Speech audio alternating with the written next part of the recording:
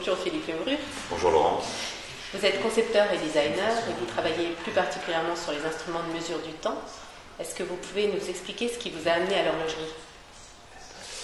Ce qui m'a amené à l'horlogerie, c'est une école de commerce et d'économie. Ça n'a à peu près rien à voir, mais c'est l'intégration d'une entreprise dans le cadre de ses études à Besançon, dans la maison France-Ébauche, qui fabriquait des mouvements de montres à Besançon pour le siège, Val-d'Aon pour la partie fabrication et Mèche pour la partie études.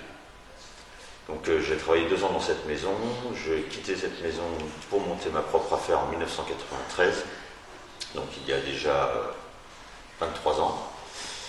Et pendant 10 ans, je réalise des montres pour le compte de marques ou d'entreprises dans un créneau qui est très concurrencé. En 2008, donc je dessine des montres, je fabrique ces montres par un réseau de sous-traitance local. Et en 2008, le marché ce type de marché s'effondre et je crée Hortense, qui est donc la première horloge comtoise et contemporaine avec le mouvement suspendu à équilibrage automatique en 2005. Donc c'était juste avant. J'ai mélangé les dates là. Et en 2005, je présente cet objet très contemporain dans lequel le mouvement suspendu à équilibrage automatique gagne le Grand Prix du concours Lépine à Paris et la médaille d'or à Genève.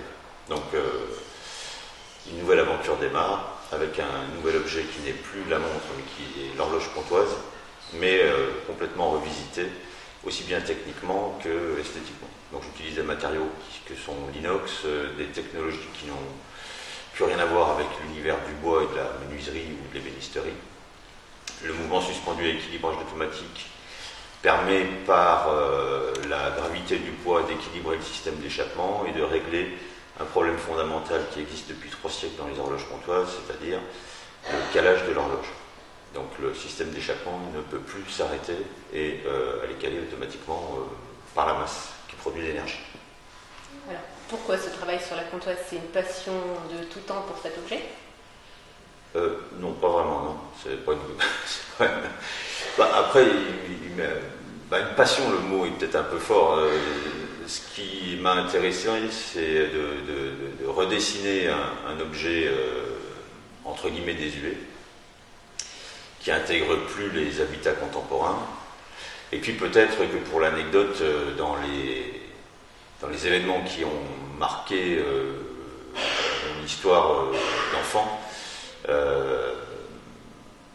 au décès de mon grand-père dans une ferme en Corrèze, mon cousin Germain sort de la chambre du défunt et traverse la pièce pour arrêter l'horloge.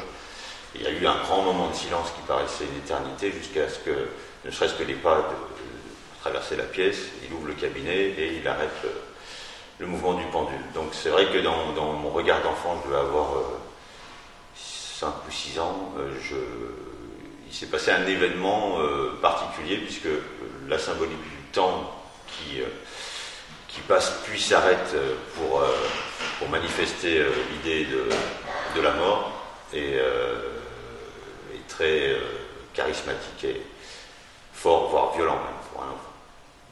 Enfin, symbolique en tout cas.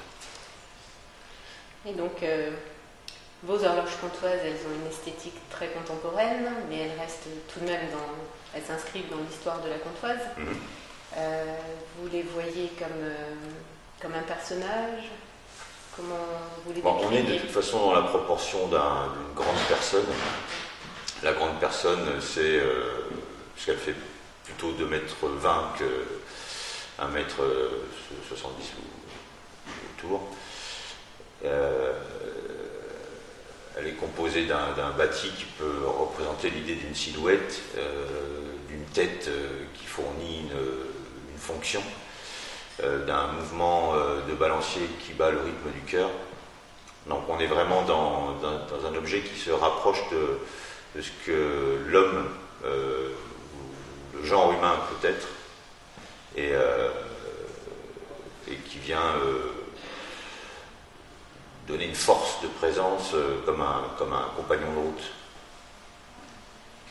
Alors, on comprend que c'est le sens qui a une grande importance pour vous, plus que l'objet peut-être en lui-même. Et qu'est-ce qui vous pousse dans ces cas-là à chercher à perfectionner une horloge qui n'a pas bougé pendant près de 3 siècles? Et vous travaillez justement à développer de nouveaux mouvements pour cette comptoise. Il y a deux ou trois grandes parties. La première, c'est la plus visible, c'est la dimension esthétique de l'objet. Donc je respecte sa proportion originelle sur cette taille entre 2 mètres et 2 mètres 20. On a toujours cette proportion, cette dimension humaine. Donc la première tranche, c'est la dimension esthétique. Donc amener selon une vision personnelle un objet qui va utiliser des matériaux contemporains comme l'inox pour Hortense ou la Grande Lala, comme les composites pour la nouvelle collection, la génération 2 en pop-up. Et autour de la partie mécanique, puisqu'on vit en 2016 et que des prouesses technologiques ont été développées depuis plusieurs dizaines d'années, je mets au service de ces évolutions technologiques l'horloge comptoise pour refaire les roues d'une manière différente en utilisant des matériaux inoxydables, pour travailler autour des pivotements en utilisant du bronze beryllium, qui est un matériau auto-lubrifié qui vient remplacer le laiton, pour sculpter le mouvement dans une forme qui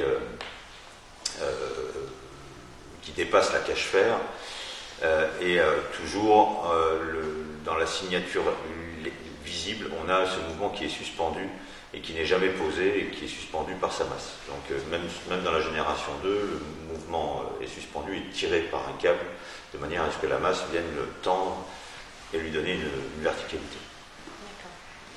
Alors nous sommes au sein du musée du temps, on le voit, on entend les planchers qui craquent et on voit le public qui visite le musée. Est-ce que vous avez une attache particulière avec un des objets du musée, ou quelque chose qui vous évoquerait une signification particulière pour vous? Le bon résumé, finalement, c'est l'objet qui est derrière moi. C'est la loi du pendule simple. La loi du pendule simple, c'est une loi élémentaire de physique qui dit qu'un mètre exact égale 1 seconde universelle au niveau de la mer. Et c'est cette base élémentaire de physique qui a permis de mettre au point des instruments de mesure du temps depuis plusieurs siècles, qui a été remplacé ensuite par différents systèmes jusqu'à l'horloge atomique. Donc la loi du pendule simple, ça détermine que ce n'est pas la masse qui vient fournir la fréquence, qui est stable, mais la longueur d'onde, c'est-à-dire cette longueur qui fait 1 mètre quand on est au niveau de la mer pour faire 1 seconde. Et donc là on a une démonstration qui fait que si on a quelque chose de lourd, de moins lourd et de léger, et si on les lance en même temps, on va avoir la même fréquence, quelle que soit la masse. Voilà. Eh bien, merci beaucoup. C'est moi. Et donc, nous pourrons voir certaines de vos horloges présentées dans notre exposition L'horloge de ma grand-mère à partir du mois de juin. D'accord. Puisqu'elles s'inscrivent dans cette histoire et dans cette filiation de l'horloge comptoise. Merci encore. Merci Laurence.